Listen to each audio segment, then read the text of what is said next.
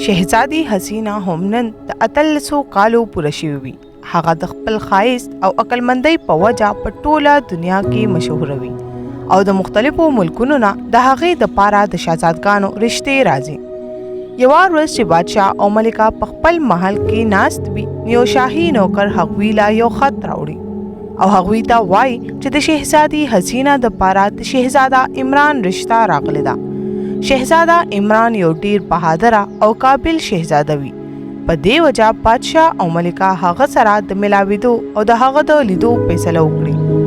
بله ورځ سهار بادشاه او ملکه د شاهي سپایانو سره د شهزاده عمران د لیدو دپاره روان شي، خو د لږ سفر کولو نه پس په هغوی یوه ډیره خطرناکه حمله وشي او بادشاه او ملکه دواړه مړه شي. شهزادي حسینا چې د بادشاه او د ملکې د مرګ خبر واوري نو هغه بېهوشه شي او په هوش کې د راتلو نه پس هغه ډیره زیاته پریشانه وي او په هیڅ څیز کې دلچسپي نه اخلي. بله ورځ یوه ښځه محل ته په ژړا راشي او شهزادي حسینا ته وایي چې زه ستا د پلار خور یم او ستا پوپو یم. هغه ښځه شهزادي حسینا له حوصله ورکړي او هغې ته وایي چې زه به د نن نه پس تا سره اوسېږم او ستا خیال ساتل اوس زما ذمه داري ده. هغه ښځه لاړه شي او په شاهي تخت کینی او د سلطنت ټولې فیصلې اوس هغه یوازې کوي. یوه ورځ محل ته یو ناشنا سړی راشي او هم هغه ښځې سره ملاو شي او هغه سره یوه جینۍ هم وي کومه چې د شهزادي حسینا همزولې وي او دا جینۍ د هغه ښځې سکینه لور وي. هغه ښځه سکینه سړي ته وایي چې ما په شاهي تخت قبضه کړې ده او د سلطنت ټولې فیصلې اوس زه کوم او په ټول محل کې زما د حکم نه بغیر څوک خبرې هم نشي کولی. دې خبرې اورېدو سره هغه سړی کوم چې د هغې رور وي هغې ته وایي چې یوه ورځ به دا هر څه ستانه واغستی شي.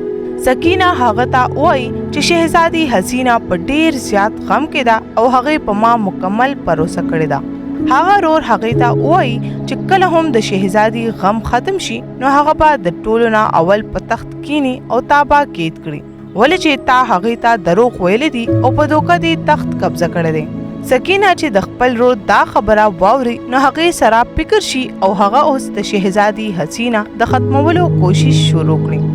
یوه ورځ چې شهزادي حسینا د محل په باغ کې ولاړه وي نو د محل یوه نوکره د هغې خواله راشي او هغې ته وایي چې شهزادي د ملک حالات ډیر زیات خراب دي او ته د سکینه نه بادشاهت واخله. شهزادي حسینا هغې ته وایي چې زما غم لا تازه دی او زه بادشاهت نشم کولی. نوکره هغې ته وایي چې په کوم تخت پاس ستا پلار د انصاف او د عدل فیصلې کولې نن هم په هغه تخت باندې ستا پوپو سکینه ناسته ده او خلکو سره ډیر زیات ظلم کوي. دې خبرې اورېدو سره شهزادي حسینا ته احساس وشي او چې بله ورځ شي نو شهزادي دربار ته ورشي او هغه ښځې سکینه ته وایي چې د نن نه پس به د خپل پلار تخت زه پخپله سنبالوم او دا ټول سلطنت به د خپل پلار په اصولو چلول غواړم. سکینه چې دا خبره واوري نو ډیره غوسه هم شي او پریشانه هم شي، خو مسکی شي او شهزادي حسینا ته وایي چې دا تخت ستا حق دی. شهزادي حسینا په تخت کینی او سکینه اوس د حسینا د مخې نه د لرې کولو منصوبې جوړول شروع کړي. سکینه د محل نه لرې یو ځنګل ته ورشي او هلته یو غټ جادوګر سره ملاو شي. جادوګر هغې له د اور یو جادویي سکروټ کا ورکړي او هغې ته وایي چې دا شهزادي له ورکړه. سکینه چې محل ته راشي نو شهزادي حسینا ودوي او هغه د شهزادي کمرې ته راشي او شهزادي له هغه سکروټ کا په خوله کې کیدي. شهزادي حسینا د ډیر درد نه چغې کړي او بېهوشه شي او چې هر کله سحر راپاسي نو هغه خبرې نشي کولی او د محل ټولو وزیرانو او مشیرانو ته د سکینه خبره کول غواړي خو څوک هم د هغې په خبره نه پوهیږي.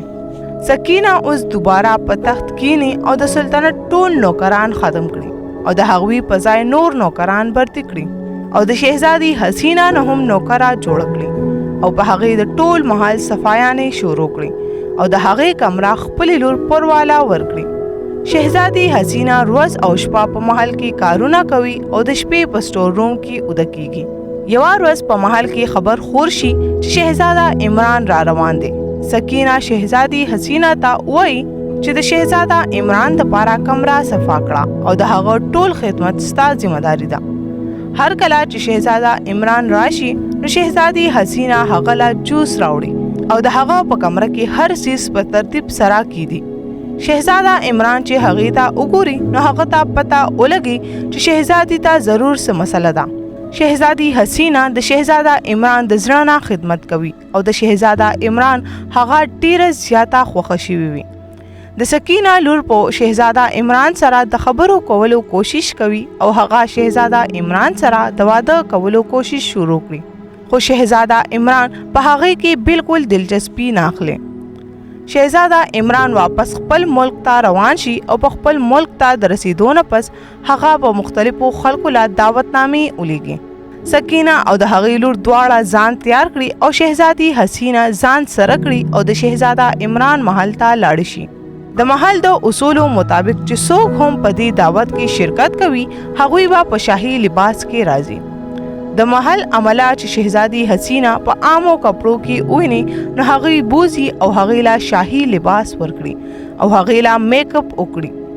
هر کله چې شهزادي د میک اپ روم نه بهر راشي نو ټول خلک د هغې په تماشه وي او په محل کې موجود د شاهي خاندان ټول هلکان شهزادي حسینه سره واده کول غواړي او هغې سره خبرې کول غواړي.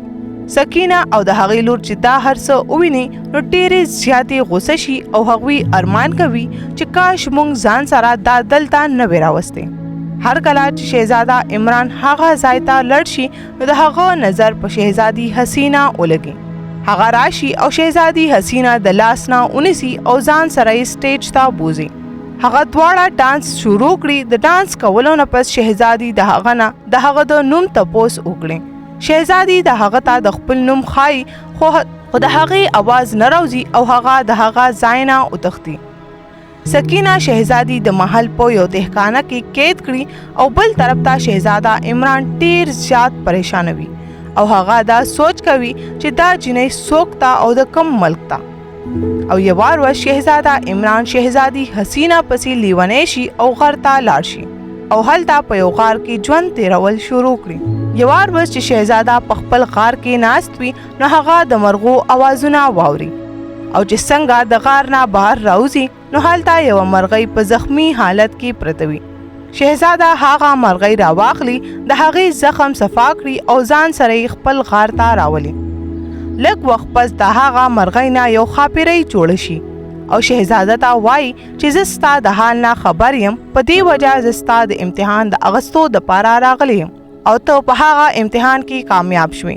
ښاپیرۍ شهزاده ته ووایي کومې جنۍ پسې چې ته خپئ نو هغه جنۍ یو شهزادګۍ ده او یو مکارې ښځې د هغې مور او پلار مړه کړي دي او هغې له یې جادویي اور ورکړی دی چې په دې سره هغه جړلی نشي، چې په دې سره هغه چاړی شوې ده او خبرې نشي کولی. شهزاده چې د ښاپیرۍ دا خبره واوري نو ډیره زیاته پریشان شي. ښاپیرۍ هغې ته وایي چې د دلته نه لرې د واورې یو جادویي غر دی، ته به هلته ځې او د هلته نه به د هغه جادویي واورې یوه ټوکړه راوړې او چې هغه واوره شهزادي وخوري نو هغه به روغه شي او خبرې به شروع کړي. شهزاده چې دا خبره واوري نو په خپل اس روان شي او د ډیر سفر کولو نه پس هغه غر ته ورسي. خو چې شهزاده وګوري نو په هغه غر د یو ډیر خطرناک دیو قبضه وي او چې څوک هم هغه غر نه د واورې وړو کوشش کوي نو دیو هغه کس قید کوي او چې څوک هم هغه غر نه د واورې وړو کوشش کوي نو دیو هغه کس قید کوي. شهزاده په هغه ځای کې پریشان ناست وي چې په دې کې بیا هغه ښاپیرۍ راشي. ښاپیرۍ شهزاده ته وایي چې دا دیو ډیر ظالم دی، خو د ده د ورځې د 12 بجو نه د شپې تر 12 بجو پورې نظر نه لګي او ته سبا د 12 بجو نه پس دې غر ته لاړ شه او واوره یې راوړه. ښاپیرۍ لاړه شي او شهزاده انتظار شروع کړي. بله ورځ چې 12 بجې شي نو شهزاده لاړ شي او د غر نه واوره راوالي او را روان شي. شهزاده محل ته لاړ شي او چې څنګه په قیدخانه کې شهزادي له هغه واوره ورکړي نو هغه ټیک شي او خبرې شروع کړي. شهزاده شهزادي حسینه ځان سره بهر راوباسي او چې دربار ته ورشي نو سکینه په تخت ناستوي. سکینه چې شهزاده وویني نو شهزاده خواله راشي او هغه ته وایي چې دا خو نوکره ده او دا ستا لایقه نه ده او ستا واده زما لور شهزادي پروا سره پکار دی. چې په دې کې شهزاده هغې ته وایي چې شهزادي حسینه به وایي چې څوک نوکره ده او څوک شهزادي. شهزاده شپېلې ووهي او د محل ټول زاړه نوکران دربار ته راشي. د محل ټول نوکران او شهزادي حسینه د سکینه ټول حقیقت د شهزاده مخکې بیان کړي. شهزادي حسینه د خپل پلار په تخت کینی او دوباره د انصاف او عدل فیصلې شروع کړي او د هغې اولنی حکم دا وي چې سکینه او د هغې د لور دی سر قلم کړی شي. جلاد راشي او د سکینه او د هغې د لور سر قلم کړي. په محل کې یو ځل بیا خوشحالي شروع شي او د شهزادي حسینه او د شهزاده عمران واده جوړ شي او دغه شان هغې دواړه ډیر په خوشحالۍ سره خپل ژوند تیرول شروع کړي.